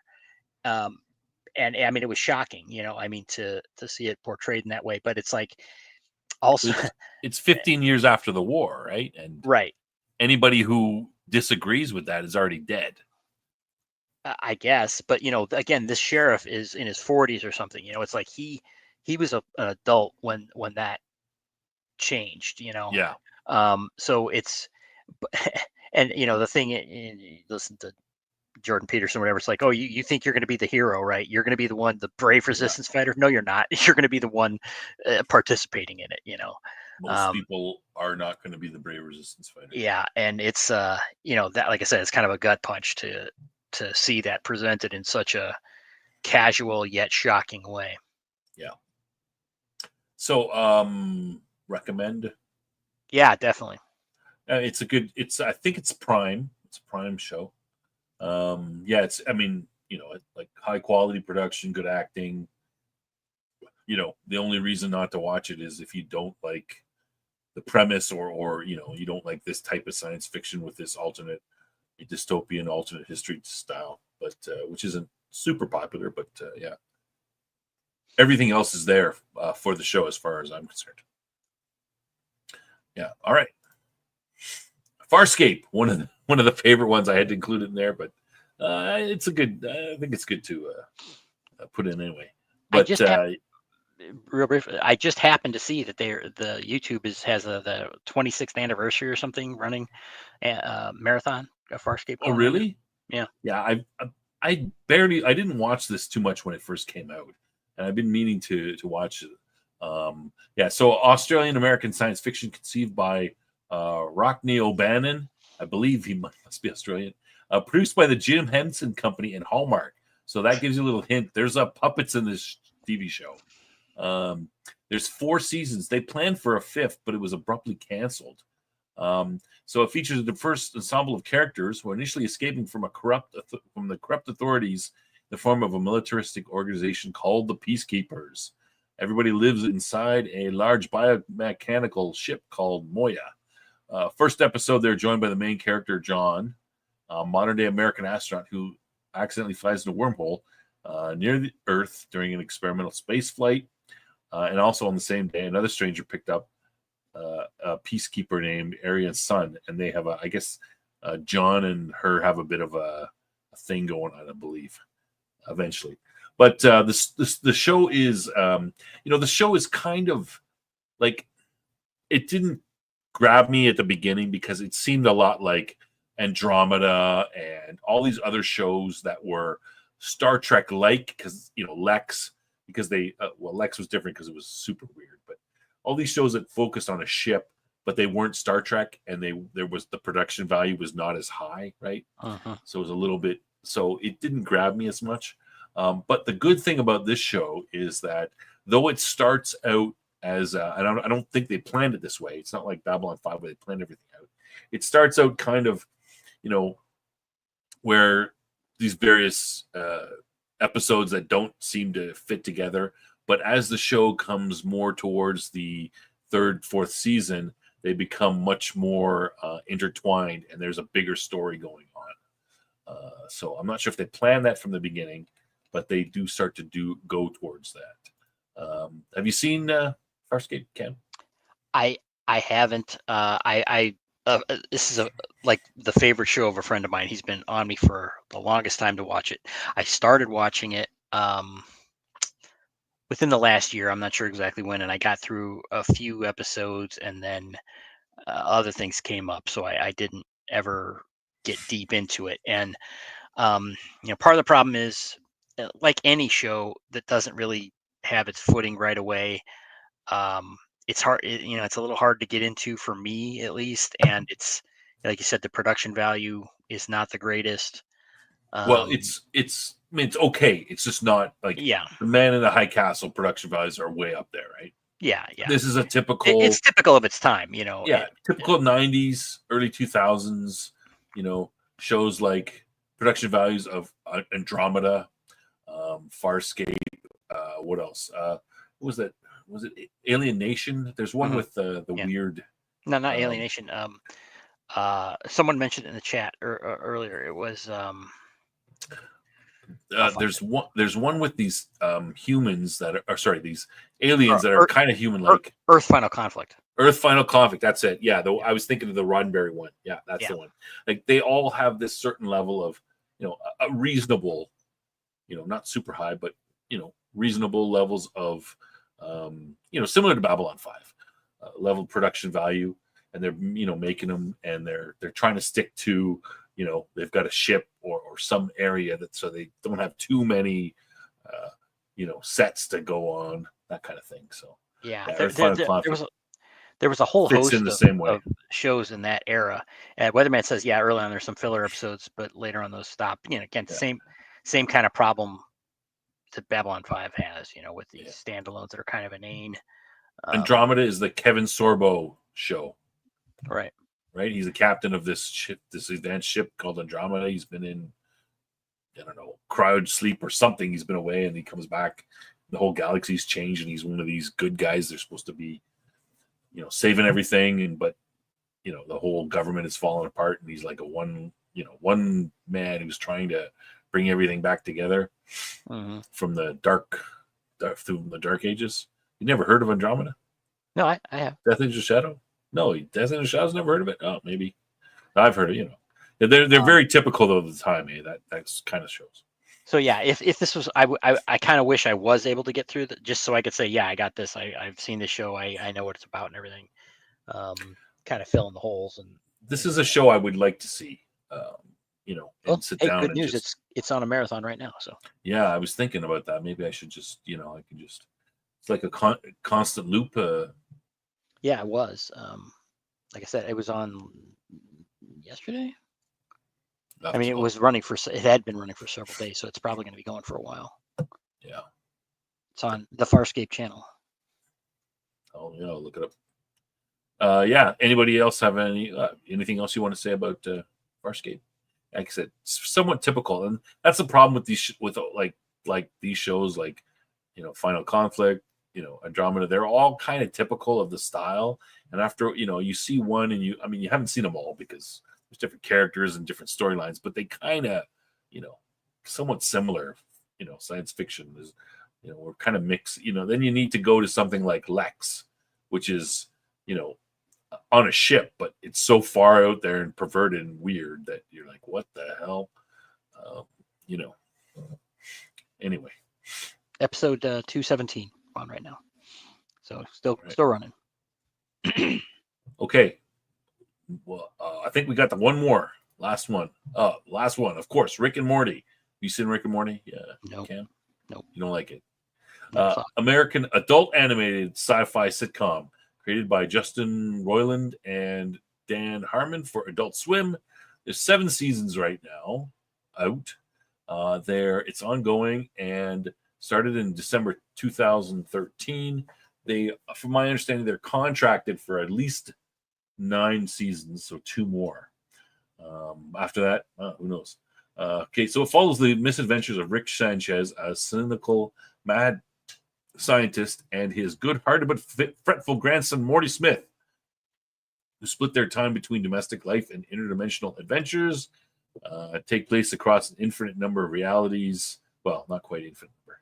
Often traveling to other planets and dimensions throughout portals and on Rick's flying saucer.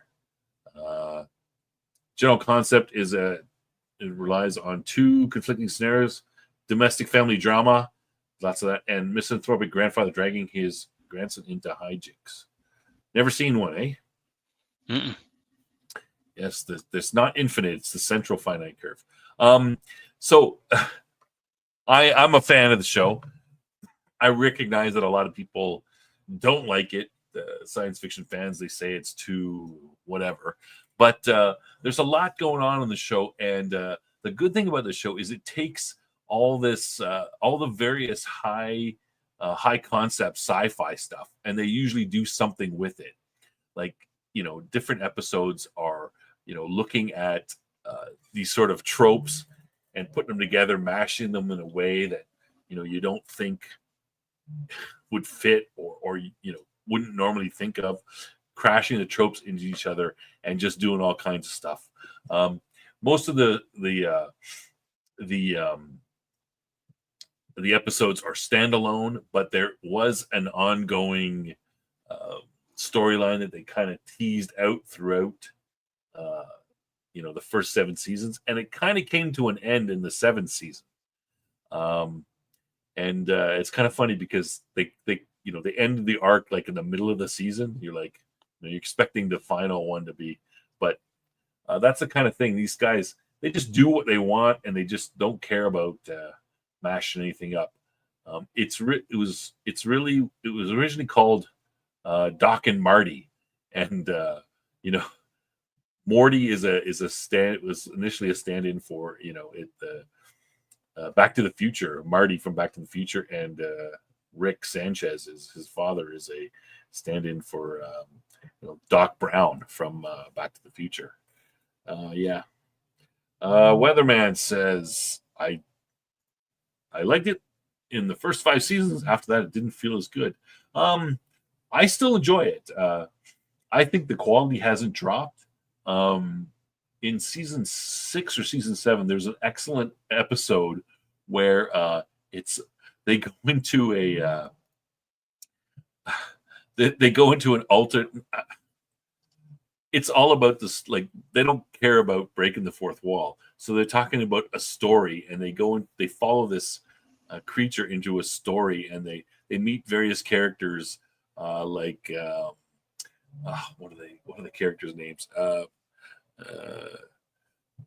Based on tropes that people use in storylines. So it's somewhat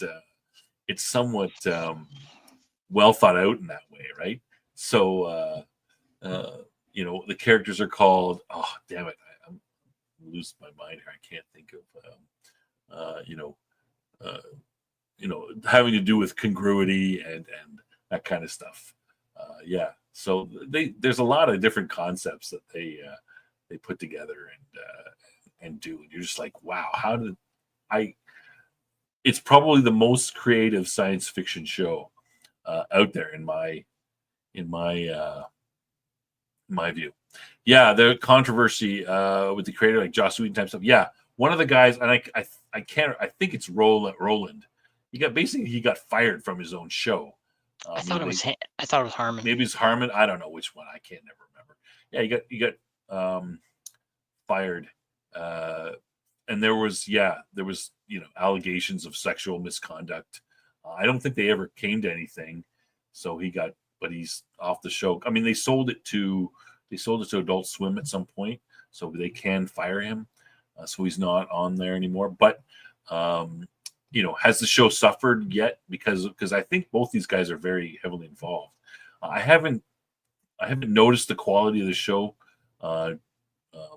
drop off yet because of it, but maybe we'll see in season 8 or 9. I don't know. But yeah, they settled a major plot point in season 7, which is so who knows. First season would parody 2 or more sci-fi films, like episode 3 of the mixed Jurassic Park and Fantastic Voyage. Yes, that's a good one. They have the dogs take over the world one time. They do an Inception. They do a takeoff of Inception in the first season, I think it is. Justin was fired from the series, so it was Justin Roiland. Turn Your Brain Off series. Yeah, I mean, it's you don't have to think too much, but there are some interesting concepts that they talk about and do. So yeah, they are. They'll go into they'll dig into every sci-fi trope or every style or whatever that's in there and pull it out and do a sort of a weird take on it. Somewhat dark take too. There's a lot of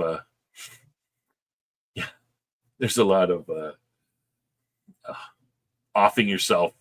If you look in the show, there's often Rick has this helmet that sits on his desk, and it's got these things sticking out of it, and everyone thinks it's some weird sci-fi thing, but it has nothing. It's not that.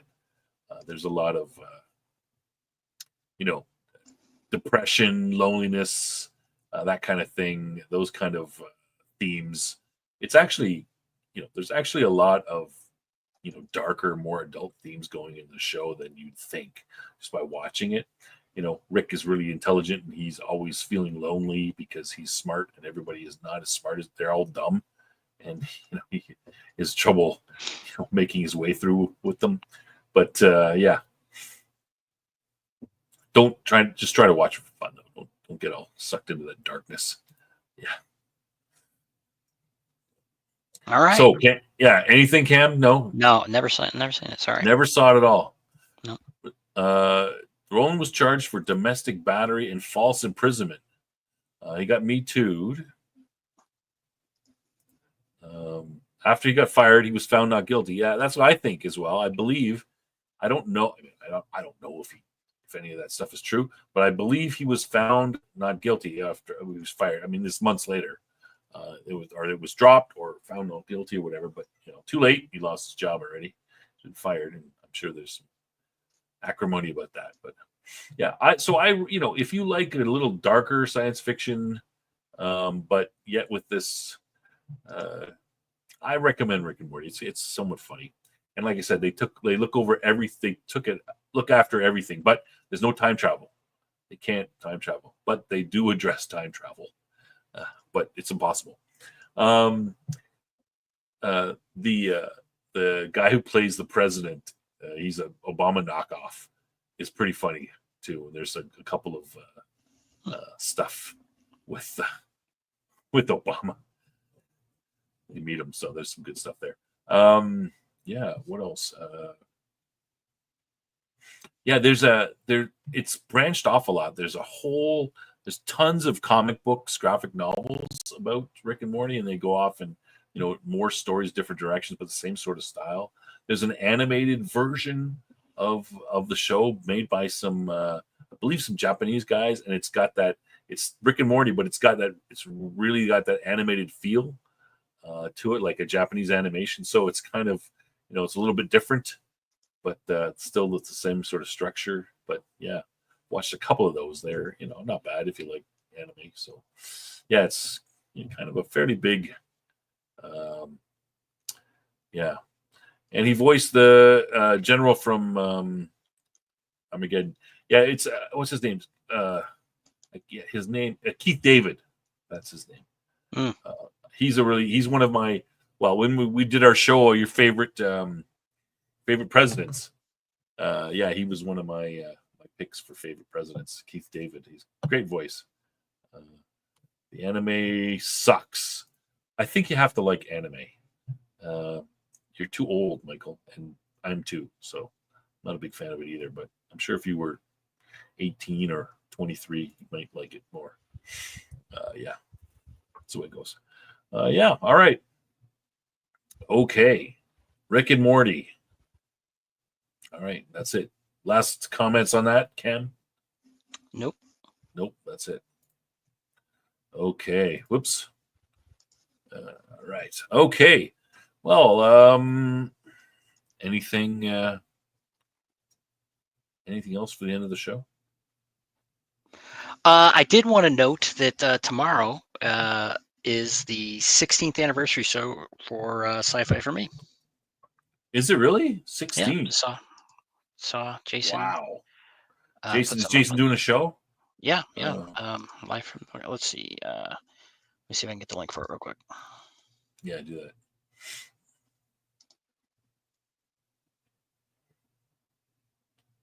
'16th anniversary stream. Let's see if he's actually got it up already. Keep talking though. No dead air here, buddy. Oh no. Hold on. Getting it. Yeah. Why don't you thank our wonderful audience for showing up and listening to our droning on. Yeah. We've gone a little extra long today. We're going to just end up the show and, finish her off. What about, so we're going to talk about, so next week, my plan is we're going to, I was, like I said, part 4, I'll take, if we don't get any, then we won't do it. But if you guys give us a bunch of sci-fi shows you want us to talk about, 7 more, we'll do those. And for next show. And then the show after, I don't think Cam might not be here for the show afterwards. He is doing Cam things, I guess. He won't, I'm sure. I should be here for Toplofty. Okay. I'm definitely going to miss the Babylon 5 show, but I should be back in time for Toplofty. Okay. So we're going to push, I put in the thing, we're going to do a movie night again. And so the movie is going to be Rock and Rule, which is a Canadian 1983 animated fantasy music rock type movie. And it's kind of similar to heavy metal. So it's like a Canadian version of heavy metal. No problem doing that. But why aren't we watching heavy metal first? Oh, well, because everyone would have seen heavy metal. We can't do 2 in a row. You want to watch heavy metal first instead? Is that what you're telling me? I guess we don't need to do it first, but it's kind of all the same. Okay, audience. So he pitched this idea to me. It's like, oh, we should look into this kind of thing, like heavy metal, and then. No, I said that there is this movie. All right, I'm gonna have to go to the. Since we like talking about private chats, I'm gonna have to go to this. I might have to have our. Let me see if I can interpret his poor typing here. I might have out next movie for movie night. What two Hour. you That's think? hour. I put a T instead. I was just typing. Yeah. Come What on, just two typo. you think about sci-fi fantasy animated movies lie heavy metal? He was Yeah. clearly drunk when he wrote What this. do you but- think about sci-fi Oh, movies okay. Yeah, like I heavy was metal? just trying to present it in its proper, full Okay, fidelity. sometimes I Okay. get The point is, busy. I get heavy metal was typos. the thing he suggested, and then he tries to push this Canadian crap on me. No, what do you think about like heavy metal? I didn't say heavy metal. I like it. Hey, look, That I is- just do what I'm told on this show. You just say, "Oh, do this." I'm like, okay, let me take Then time why out am of I my arguing busy about you? schedule. If you do what you're told, then you'd be saying, "Okay, we're doing this movie." That's what you'd be saying. Do what I'm told and like what I'm told isn't the same. Oh, okay. Well, that's true. I mean, that is true. So we'll be doing something like that for anybody who's, I saw a couple clips of this movie, and it looks very similar to heavy metal. all right. And that type of story. And so I think, I mean, why do heavy metal when a lot of people have probably seen it, right? Okay, sure. You won me over. Let's try I mean, that's another aspect we can talk about. Like, if it's really good or if it's really bad, we can say, oh, Canadians can't make. Okay, that's what we're going to do. Let's check out this poll. Oh, you want to close the poll? Yeah, let's do this. Let's get this done. End poll. I can see right here. All right, let's end the poll and put it on there. Everybody gets to see. So a young Steve Buscemi wins. All right. More people think you look like him based on your voice. Jim Parsons and Wilford Brimley come in a mix between those two. Come in 30%. Morgan Freeman and Jack Black 10%. Well, I mean, I didn't vote, but I would have voted for the Steve Buscemi one, I think. All right. Okay. So we're done. We're pretty much done the show. We just need a joke, right? All right. We don't need it. We don't need it. All right. So let's do some. Since we ended off with Rick and Morty, we'll do some Rick and Morty jokes. Cam will not get these because they are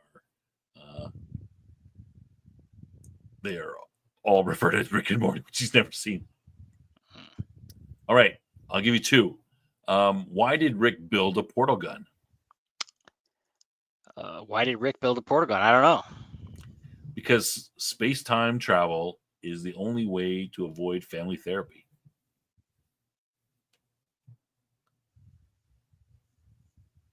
Get it? Is that no? Is that a joke?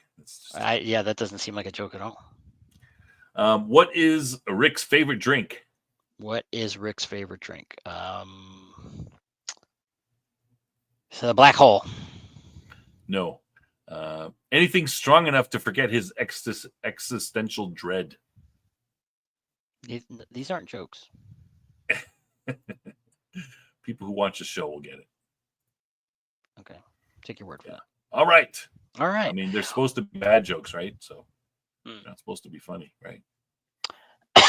Anything with alcohol, that's a good one. Yeah, Michael, because he's drunk all the time.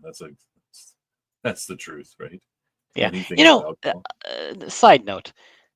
Again, when this show was originally pitched to me, by this huckster sci-fi stuff. What you mean? It was like Rick and Morty was pitched to you? No. This show, Toplofty Lounge. Oh, okay. On episode 43. My God, how time flies.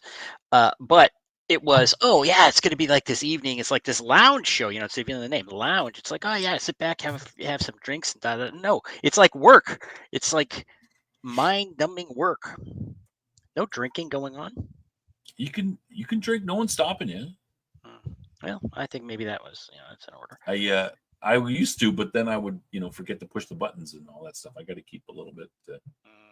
All right, you want me to drink more and become more belligerent and angry? All right. Well, I don't care what you do. From now on. I need to do it. But anyway. You trying to tell me to be more professional, then you want me to get drunk.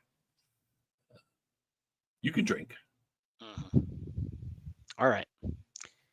Well, I don't think I look like Steve Buscemi. That's I've never been told that. You would know. We haven't seen your face, so we don't know. Well, I have been told I look like a celebrity when I was in high school, but that was a long time ago. So Yeah, that probably doesn't really count. probably not. You're pulling for Wilford Brimley / Jim Parsons mix. Yeah, that would. I was too. Yeah, that seems kind of maybe that. Yeah, maybe. All right. Good night, Weatherman. Thank you for coming by despite your ailment. We appreciate you. As always. Yeah, we're dragging our feet ending the show. Yeah, thanks for coming out. We appreciate everybody for coming by. We've told everybody what's going on. Next on Wednesday, what is our? Oh my goodness, what is our next episode? Survivors, I think, on Babylon 5. Yes. I believe that's the episode. So we'll be here Wednesday, Babylon 5. Next episode for the Toplofty Lounge next Sunday will be, like I said, maybe a part 4 to this. If you guys want to put in some stuff in the comments, what shows you want to look at, we'll do maybe another 7. If not, I'll have to come up with something else. Yeah, aren't there supposed to be jokes? They are, and those were the jokes. That's right. You're right. Okay, thanks for coming by, everyone. Appreciate you coming out, and hopefully we will see you next time on the show, on Babylon 5 show, or next Sunday on this show. And tomorrow on Sci-Fi for me. Oh yes, tomorrow Sci-Fi for me. Is he's doing a big thing? Yep, I did put the link. I'll drop it again right here. Put the link in there? I didn't see it. There's another one. I got it. Oh, there it is. Okay. Yeah, check it out. Our Jason's show. All right. Yeah, thanks a lot, everyone. And good night. See you next time.